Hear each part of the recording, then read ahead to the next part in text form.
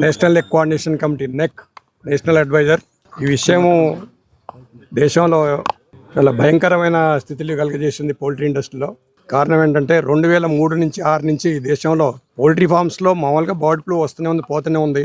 లక్షలాది మంది పని చేస్తూనే ఉన్నారు. ఏ ఒక్కరికి ఎక్కడ కూడా వచ్చినట్టు రిపోర్ట్ లేదు. కోళ్ళు చనిపోతాయి అంతే, కోళ్ళు మాత్రమే చనిపోతాయి. కోళ్ళలో పనిచేసే వాళ్ళు ఎక్కడ కూడా వచ్చినట్టుగా లేదు. రీసెంట్లీ తనకు కూడా 2 లక్షల కోళ్ళని మొన్న రీసెంట్లీ హైదరాబాద్లో కూడా 2 లక్షల కోళ్ళు. నిన్న రామోజీ ఫిలిం సిటీ దగ్గర కోళ్ళు చనిపోయినా కూడా చనిపోయిన కోళ్ళని లక్షల కోళ్ళు లేవర్ కానీ పనిచేసేవాళ్ళు ఎవరైనా మొత్తం తీసి కోళ్ళు అవతల బయట కేజెస్లో తీసి బయట పడేసిన వాళ్ళు ఎవరికి రాలేదు. దాని ఎగ్జాంపుల్ నేను ఇక్కడ ఈ నర్సరావుపేట గురించి చెప్పదలుచుకున్నాను. చిన్నారి పాపను ఎత్తుకున్నప్పుడు తండ్రి జ్వరం వచ్చిందని ఎత్తుకున్నప్పుడు ఈ రకమైన పొజిషన్లో ఎత్తుకోవడం జరిగింది. అంటే ముక్కుకున్న దీనికి ఎంత తేడా. ఇక్కడి నుంచి మొదలుపెట్టుకుంటే 4 రోజుల్లో అమ్మాయిని ఎత్తుకోవడం జరిగింది. మరి ఇది కంటామినేషన్ అయితే ఆ తల్లికి రావాలా, ఆ తండ్రికి రావాలా?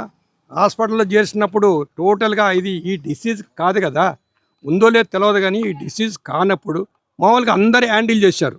హ్యాండిల్ చేసినప్పుడు హాస్పిటల్లో ఇక్కడ నర్సరావుపేట నుంచి మొదలుపెట్టుకుంటే, గుంటూరు నుంచి మొదలుపెట్టుకుంటే మంగళగిరి హాస్పిటల్ వరకు కూడా హ్యాండిల్ చేసిన వరకు ఈ డిసీజ్ ఉంది అని చెప్పేసి ఎవరికి ఐడియా లేనప్పుడు డిసీజ్ మరి వాళ్ళందరినీ టెస్ట్ చేయండి, ఎక్కడ ఏమీ లేదు.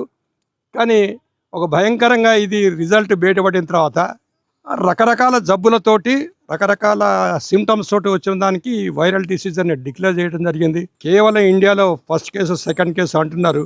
అందులో 2 సంవత్సరాల అమ్మాయి చికెన్ తిని పచ్చి ముక్కలు 2 ముక్కలు తిని వచ్చిందంటే ఇది ఆశ్చర్యంగా ఉంది. ఇక లెబొరేటరీస్ ఆలోచన చేయాల్సిన అవసరం ఉంది. ఇది గవర్నమెంట్ కూడా ఆలోచన చేయాల్సిన అవసరం ఉంది. ఇది కేవలం ఇది ఫైనాన్షియల్ లెక్క చూస్తే కోటాని కోట్ల ఎంటైర్ ఇండస్ట్రీ ఇండియాలో వచ్చింది. 150 కోట్ల జనాభా ఉన్న ఈ దేశంలో 25 సంవత్సరాల నుంచి ఈ డిసీజ్ వస్తున్నా ప్రతి ఫామ్లో ఉన్నా కూడా ఎక్కడ జనాలు చనిపోయినట్టు కానీ వ్యాపించినట్టు కానీ ఎక్కడ లేదు. ఇది చాలా విచిత్రమైన కేసుగా మేము భావిస్తున్నాం. దీన్ని ఏ రకంగా వెనక్కి తీసుకోవాల్సిన అవసరం ఉందని విజ్ఞప్తి చేస్తూ ఉన్నాను.